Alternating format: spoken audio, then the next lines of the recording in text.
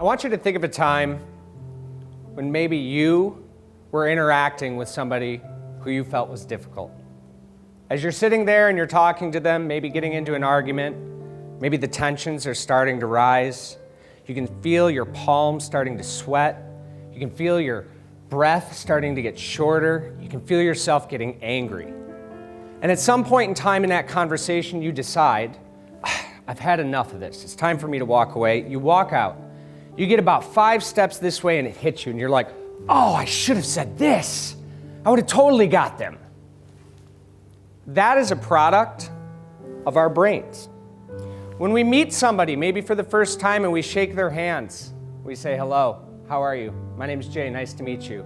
And something in the back of your mind is already hitting you and going, I'm not gonna like this person. Well, if you've experienced that, trust me, you're not alone. Our brain is designed for survival. What Daniel Goleman calls the low road is something where we look at, others call it the limbic system, our fear regulation, our fight or flight response. When we deal with difficult people, ultimately what we're doing is trying to get past that response. It's a natural response that we have. In fact, it's an important response.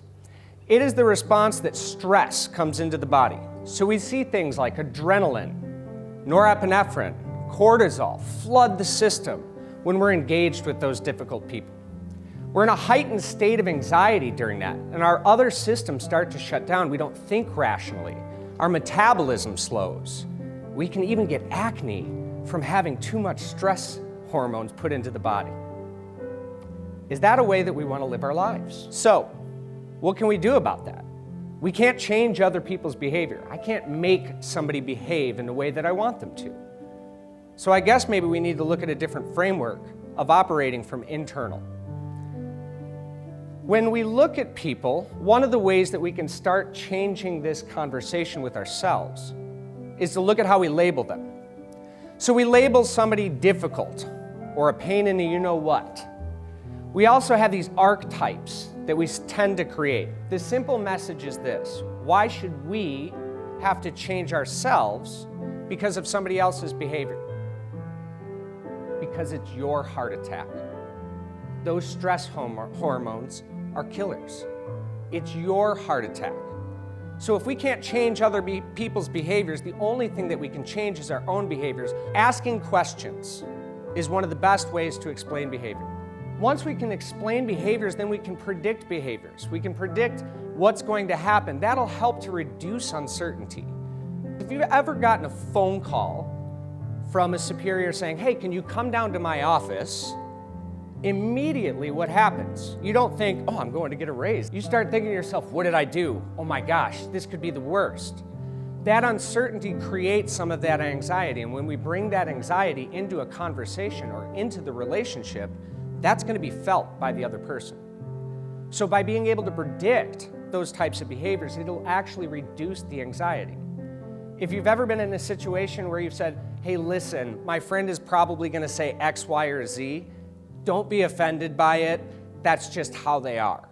That's a fundamental effect of prediction. We can forgive or we can be prepared so that way we're not hit with an onslaught of anxiety. Influencing behaviors. We look at this and say, how do we necessarily influence that person that is a difficult person?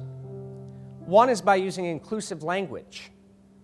When we talk about somebody, if I say, your behavior is doing X, Y, and Z, immediately a wall's going to go up. They're going to get defensive. They're going to look for the ways in which your behavior contributes to it and fire back. And all of a sudden, we're now in an argument, and we're in a place where we can't necessarily get out of that difficulty. Versus when we start to talk and use inclusive language like, I noticed that we're having some trouble communicating. Hear that key word, we're. We are having trouble communicating. Because communication is a two-way street. We should probably take a look at this a little bit more effectively.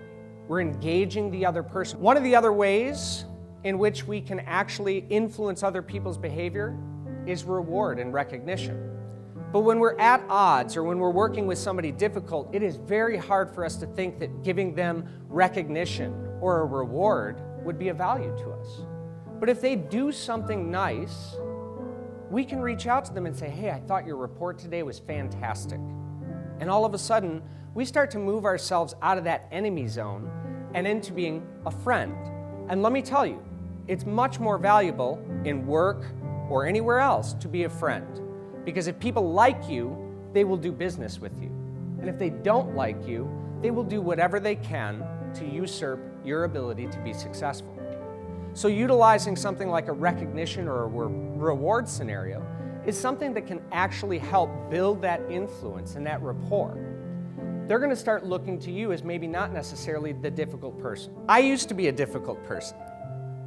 When I talk about difficulty, I'm sure that there is plenty of people that still find me to be difficult. But the reality is until we recognize that each of us are a difficult person for someone else, we're never going to be able to adjust our behavior. And that's where we get into control. Some of the self-awareness aspects. So some of the things that we can do to control that low road system, that fear, that flight or fight response that we have when we're interacting with somebody who we find to be difficult, is as simple as we learned in kindergarten. First, take a deep breath. When we take a deep breath and out, we flood our body with oxygen.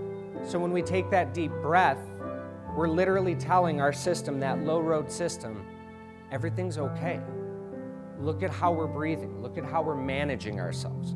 Another way is to count to 10. And that doesn't mean standing there and going, 1, 2, 3, 4, 5, 6, 7, 8, 9, 10, I'm still angry. That's probably not going to be effective in working with that difficult person. But counting to 10 is as simple as say, you know what? I noticed that both of us are getting a little passionate about this. Why don't we take a small recess? Why don't we take a step back and reset and then come at this with clear heads? And notice again, I'm using that inclusive language, the we, us, together, because together we can solve the problem. So when we look at that, another way that I love to look at difficult people is to separate out the person from the behavior. In so many cases, we label them tough to deal with, difficult, bad. But if we look at it and say, I dislike this behavior, that this person, it separates those two things for us. The label is no longer on them, it's on the behavior. And then we can carve that out and say, is this the hill we want to die on? Is that behavior worth my heart attack? And I would like to think that the answer to that is no. So with all of the impacts that we see, this model of behavioral intelligence gives us the opportunity to explain the existing behaviors, to predict future behaviors, to reduce the uncertainty surrounding those, to influence other people's behavior. Why? Because our relationships matter. And if we're not engaging in those relationships, well, guess what? They're going to continuously go down, and we see the impact of conflict in the workplace and on ourselves. And then we can control our own behavior by being a little bit more thoughtful and aware of how we are. And again, why should we have to do this?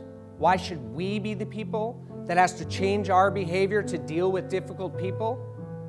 Ultimately, because it's your heart attack, and someone else's bad behavior should not be the cause of your heart attack.